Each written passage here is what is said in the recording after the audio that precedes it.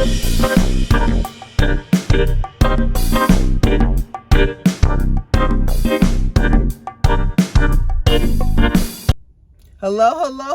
and welcome. My name is Taneza, and I am the mom of 3 artistic kids. Guys, I gotta be transparent. This is my 4th time.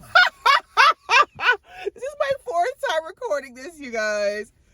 I think I'm gonna blame this. I'm gonna blame this guy right here. Usually I get a hot coffee.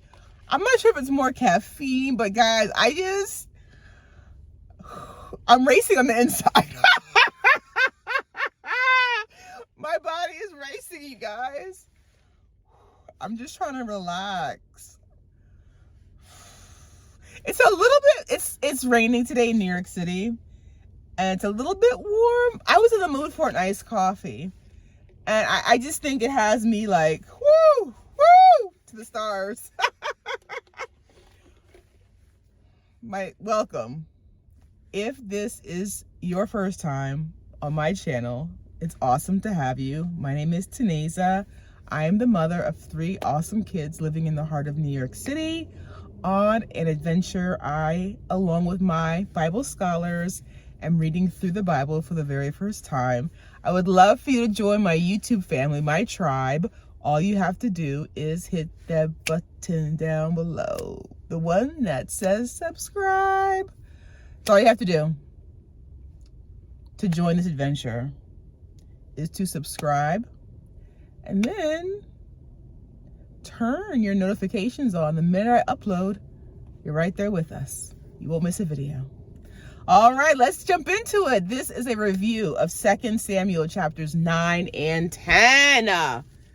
Let's get into it. You guys, honestly,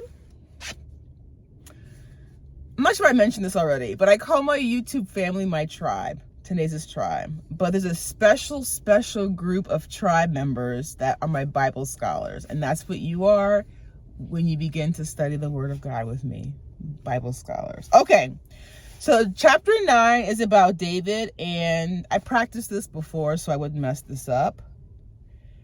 Mephibosheth, yes, Mephibosheth, David and Mephibosheth. And honestly, Bible scholars, this chapter 9, it just like cemented in my mind, just like the character of David. He is such a man of integrity, character, kindness. So verse 1, it said, David asked, is there anyone still left of the house of Saul to whom I can show kindness for Jonathan's sake? And if you guys remember, Jonathan, the son of King Saul, was an ally and a friend to David.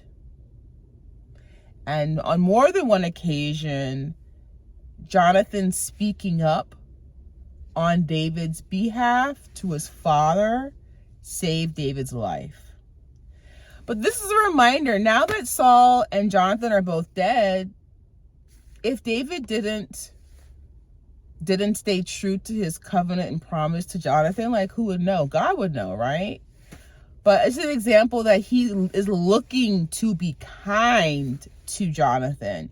I mean, and I'm still baffled, Bible scholars, by the way David treats Saul. Like, this man wanted you dead so many times. He made your life so hard so many times, and yet you still have respect for him. I love, like, now the name David really just has so much power now. There's a servant in Saul's household named Ziba, and David asked Ziba, is there anyone left in Saul's house that he can show God's is that what it is? God's kindness?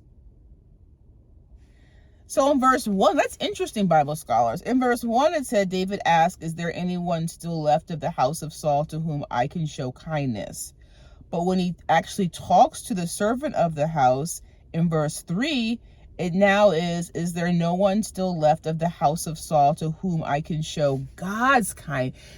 God's kind. Maybe that's it. That's the difference. That's when it becomes supernatural, when it's beyond our own and it becomes God. We're just a vessel that God can use. And so Ziba mentions the son of Jonathan, the one that's crippled in both feet. Jonathan sends for him. His name is Mephibosheth. So he's the son of Jonathan, the grandson of Saul. He comes before David, and in verse 7, "Don't be afraid," David said to him. "I will surely show you kindness for the sake of your father Jonathan. I will restore to you all the land that belonged to your grandfather Saul. You will always eat at my table." Ooh-wee. And it humbles Mephibosheth. He bows down in verse 8 and says, "What is your servant that you should notice a dead dog like me?" I was sad when I read that the first time. I read the chapter a few times in preparation for this study. He humbles himself, okay, before King David. Verses 9, 10, 11, and 12 just remind us of the honesty of David. He doesn't have to do this, but he chose to be a man of integrity, and he gives to Mephibosheth all that belonged to Saul and his family. Verse 9, the king summoned Ziba, Saul's servant, and said to him, "I have given your master's grandson everything that belonged to Saul and his family. You and your sons and your servants are to farm the land for him and bring in the crops so that your master's grandson may be provided for." Wow. Again, David and Mephibosheth, the son of Jonathan, the grandson of Saul. Wow, that was beautiful. Chapter 10, David defeats the Ammonites. All right, so the king of the Ammonites died. His son Hanun succeeded him as king. When David heard about the death of the king of the Ammonites, he sent a delegation, representatives, to give his condolences, to show sympathy out of respect. When the delegates that he sent got there, the Ammonite nobles planted a lie in the ear of the new king, the son of the king that just passed away. They said to Hanun in verse 3, "Do you think David is honoring your father by sending men to you to express sympathy? Hasn't David sent them to you to explore the city and to spy it out and to overthrow it?" All lies. All lies. But Hanun listened to these nobles. And what he did was he captured the men.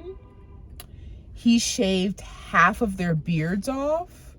And he actually cut their garments. I wouldn't read it properly. They cut off the garments in the middle of the buttocks and sent them away. Again, this is a story I had never heard before, guys. Bible scholars, never heard this story before. 100% all new to me. And so again, it was to bring shame. It was to bring shame to them. And so when David heard about what had happened to these delegates, that literally he sent them to give condolences, and they were embarrassed in this way. He told them just to stay at Jericho until their beards grew back and then to come back. It says that in verse 6, when the Ammonites realized that they had become a stench in David's nostrils, they hired 20,000 Aramean foot soldiers from Beth Rehob and Zobah, as well as the king of Maacah with 1,000 men, and also 12,000 men from Tob. So let's count that up. 20 and 12 is 32, so 33,000. So upon hearing this in verse 7, David sent Joab out with the entire army of fighting men.